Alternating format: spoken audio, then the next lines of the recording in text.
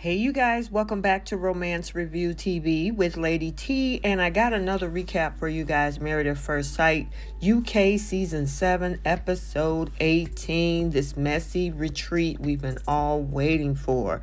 So we got a bunch of drama exploding, especially at the retreat dinner party with April, George, and Thomas. Then we had a messy situation going on between Sophie and Jonathan. And then the biggest thing of the night is this whole thing between Matt, Whitney, Duca, and Gemma. So we're going to unpack all of it. But before we do, take a second to make sure that you're subscribed to the channel to receive all updates. And don't forget to like and share. So the first thing I kind of want to touch on from the dinner party at the retreat is this whole thing that got really messy when it came to Jonathan and Sophie. Now, he has had several comments that maybe didn't sit well with the group, and for some folks it didn't sit well in the fan base as well. The biggest conversation that came up at the table was the fact that he did not want to have to deal with someone who after time maybe gained weight or something. And he don't see it as anything wrong. The other thing is that he said he made that comment and everybody is still talking about it. And he was hoping that everybody would move on from it. Now, I will say Kwame jumped into this too, because he said, you know, everybody got preferences. Which they do. I mean, you have women that have a list of things that they want from a man. Men also have things that they want from a woman. And it's just interesting from time to time, you know, everybody's preferences is not accepted, you know, to each his own. But in this case, it was him saying that whole comment about having big legs or whatever. And they pretty much was saying, you know, besides Kwame kind of jumping in saying, hey, you got your preference about short man and tall man and this man and money and things like that. He also went in about we have preferences too. A lot of the people at the table just didn't like to hear that term. I don't know if they might have thought it was something like fat shaming or something. I will say with Sophie, she really didn't say much at the table. She kind of kept quiet and kind of watched everything unless we just didn't see her speaking because things were cut out. But yeah, it was really, really crazy and it became messy after a while. Another sort of mess that's going on is this whole thing between April and George and Thomas. Now, April and George have had a ton of issues on the show. And I mean, George actually have a ton of issues outside of the show because of some allegations that have been put on the table. Anyway, speaking on the show, because, you know, if I get any information, I'll update you guys on that. But I like to get stuff, you know, factual. Anyway, not saying that they weren't, but I like to hear it and get clarity before I talk about things. But this situation, I guess April and George at this time has been fighting through so much within their relationship. However, they've been doing it within the privacy of their own setting versus airing it out to everybody in the group. Thomas called their relationship fake because he feels that you're protecting each other, but at the same time, you know, you're not being true to yourselves or whatever the situation is. And it escalated so much so that even Duca had to get into it. He got into it with Thomas, you know, and it just became messy. And one thing about relationships, stuff that you need to fix within your relationship, fix that stuff in-house. I mean, airing your dirty laundry out to other people invites in confusion. You can get advice from someone who's knowledgeable about it, but just to tell everybody about everything, it can get really messy, and it tends to bring people into your relationship who really don't know what's going on. So I will say that I agree to that extent, but you know, George has a lot of stuff going on, and like I said, we got to stay tuned to see what everything else is all about with him. Okay, so that leads us to this. Now, while we got some marriages that are a success on the show, there are others that are absolutely practically doomed from the start. That is the case of Gemma and Matt, who has had a very rocky marriage. And I mean, Matt stormed out on Gemma multiple times after arguments. Matt, supposedly now cheating in this particular episode. Everybody knew about the interest that they have with each other except for Gemma. That's the thing. And it was interesting because there's a video. If you go over to my TikTok, there are 3 very trending videos over on my TikTok. So go over there and check them out. Speaking directly from them, where we have Gemma speaking on Matt's behalf. Matt actually explaining what actually went down behind the scenes, what they knew, what they didn't know. And it's just interesting how it all play out to the fans on screen versus the fact that, according to them, after the last commitment ceremony, they had called it quits and they hadn't seen each other for 6 days.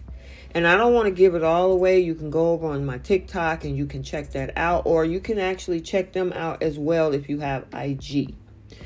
But I mean, with everything and how this played out, the flirting between the two of them at the table, looks like Duca had already known, what was going on a week before, because not only did Whitney tell him, it looks like also Matt had a man-to-man conversation with him that he wanted to pursue the interest with Whitney. So Duca knew, which means also everybody else, of course, around that table knew, except for Gemma. Now, that's where I find the whole situation. Now, if they, in fact, said, well, we're calling it quits after the last commitment ceremony, I don't know if she had hope that he was going to come back and say, maybe get some time to think about it. But they both called it quits according to, what's being said, right? But the way this all played out, as if she was blindsided, about the fact of, well, okay, so let me correct this. Maybe they called it quits, but she probably did not know about him and Whitney. That's the part that I guess gets her. That is somebody so close in proximity that's on the show. And then there's this thing that came up about her calling him by her ex, which that came up at the table as well. But I'm glad he did pull her aside to have a conversation in this episode. But by the time the cat was out of the bag, because Kwame had dropped the bombshell saying, somebody has already, taken him and all that. And of course, Whitney was like, I'm not a Gucci bag or anything like that. I go because I want to go. She stormed off. They didn't want to have a conversation, but I don't understand. And we saw the same thing with Carolina and I forgot that guy she was with. There was no interest at all from day one. Now, I will say with this couple, it seemed like he wanted to have some interest, but I guess the whole thing that happened at the table with the self-pleasuring, the comment about eating my fish, get used to it, that was a turnoff. And I guess every time they took 2 steps forward, she was being herself, and it's just not a compatibility match. Obviously, she's looking for a guy who enjoys her sexual assertion. Matt is looking for somebody that's a little bit more laid back, I'm assuming, from the way it looks, from what we're being shown.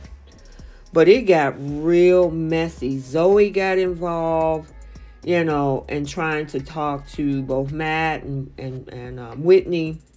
They, it went nowhere. Pretty much Zoe at this point was like, I'm done with the conversation. And I mean, that's the issue about these things. I mean, I think that's why I do, even though sometimes we call the U.S. version, these are legally binding marriages in the U.S. Not saying that there's no importance with the AU version or the UK version. It makes for great TV. But is there a level of really truly being in the process if you're not legally bound to each other, or you just going through a commitment ceremony? I don't know. Maybe you guys can discuss that in the comment section. I'd love to hear it. But I mean, Duca gets up there. He already knows, and then he says that we've been betrayed. It's just like some of you guys said in the comment section, is like production really did a number. They orchestrated that whole scene that we see right here with the bridge and, you know, Whitney and Matt meeting up on the bridge. Production orchestrated that because obviously they had to have a drone. They had this way out camera looking down on them. And you know, guys, I try to speak from a level of objectivity. So if you wanted me to scoop up the drama and things like that, that's not usually what I do over here. I usually try to see things for what it is and we talk about it. But inevitably, whatever they have been pursuing in the past 6 days since Matt claimed that he has not spoken to Gemma and they call it quits at the last commitment ceremony, he definitely has been building something with Whitney. Now, it was the topic of conversation the next day. Everybody was talking about it. And you know, even April and George, who, you know, April really supports Whitney with this. You know, she felt sorry for Gemma, but it just wasn't reciprocated. Why stay somewhere where where the person is not interested in you? There's no way I would even went that far. If he says I'm not interested, I'm not everybody's tea. I move on. There's somebody else out there. But hey, the show has to have the drama. Dramatic it is as these two end up spending the night together. And I know a lot of the fans were not happy because they look at this as, you know, of course, being the actual marriage. You know, a lot of the fans have given Gemma support with everything. People are saying, and even Gemma herself came out on an Instagram saying, you know, Married at First Sight has edited the show to create fake reality and said that people in her local community have begun to recognize her and things like that. She's got a little freaked out, people whispering about her. And then, of course, the fans are not happy. I'm looking at the comments on my TikTok because it's been buzzing over there. And they are not happy with, of course, you know, Whitney and Matt. So it looked like they may still be going, you know, steady and strong. We still have 12 more episodes to go. So there's a load more drama to come. We do see the commitment ceremony. Number 4 is in the next episode. And these two actually want to continue the process as a couple. So it's going to be interesting to see how this all unfolds. It's been messy on the show. It's been messy off the show. And again, guys, I'll leave the link to my TikTok because it is absolutely bananas over there. I post the live things that they candidly talk about, you know, in regards to what's going on with the show. So go over there and check it out. But that's all we have for this video. Let's get the conversation started down in the comment section. What do you think? Do you think April and George are a fake couple? Some of you guys already know the outcome to them. What do you think about Jonathan's preferences and Kwame backing him up? And then this whole thing with Matt and Whitney. What do you think about that situation along with Gemma? So until the next video, like, comment, and subscribe, and we will see you soon. Bye.